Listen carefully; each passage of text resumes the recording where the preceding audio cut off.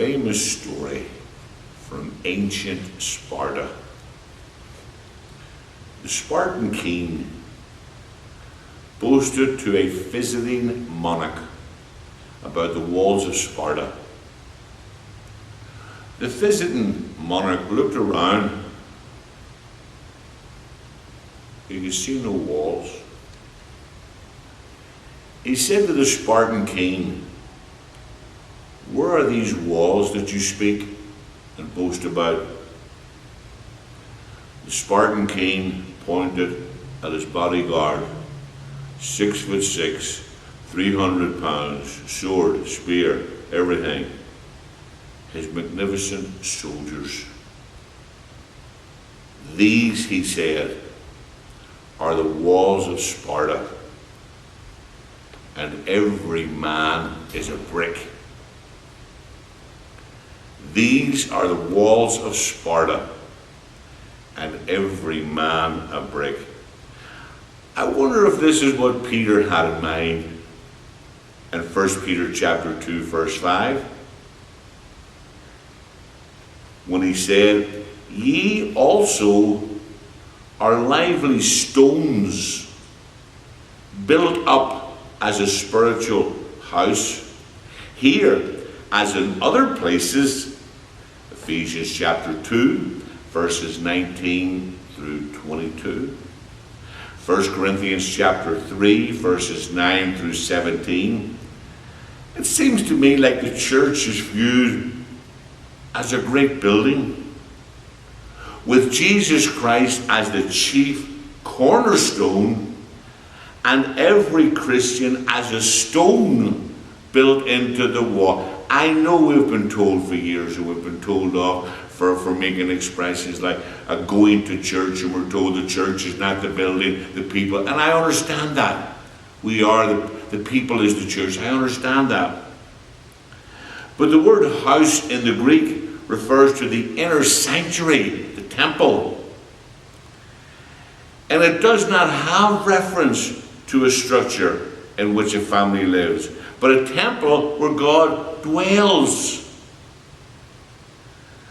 I know the church is not the building, though it meets in one, and it's compared to one. It's a spiritual house. It's a house not made of bricks and mortar, flesh and blood. It is the living house of the living God. The church is people who rest in Christ, who are indwelt by Christ, who are cemented together in love, and they have a commitment for Christ. The church is the bride, the family. The church is God's representation on earth, the only structure he left behind when he went to heaven. And every time someone puts their trust, their faith in God, every time one is obedient to Jesus Christ, every time one does what the Bible tells them to do, is quarried out of the pit of sin and cemented by God's grace into the walls of the church. And it becomes a living part of the living house of the living God.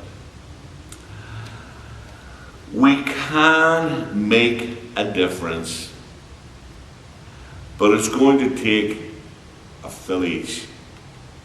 Not one elder, 2 elders, 3 elders, 4 members, 5 members.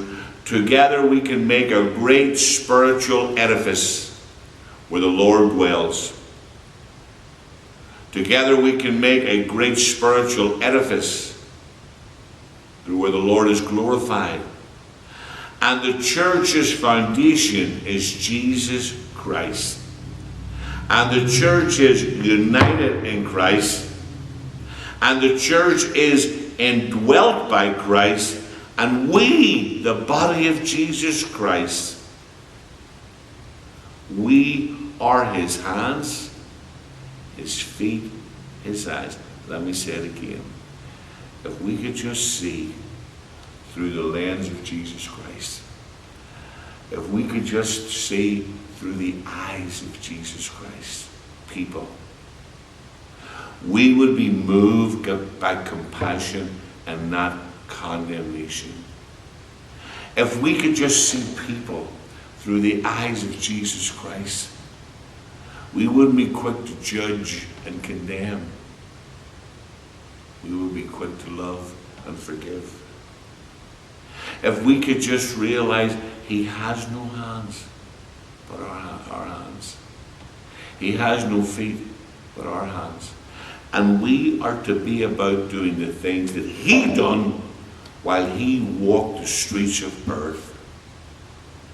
When he went to heaven, he left a body on earth to do his glorious will. Brethren, we have an awesome work in front of us. But like I said, it's going to take a lot of people. We're going to have to stir one another up. We're going to have to get involved. We're all going to have to work together for the cause of Christ.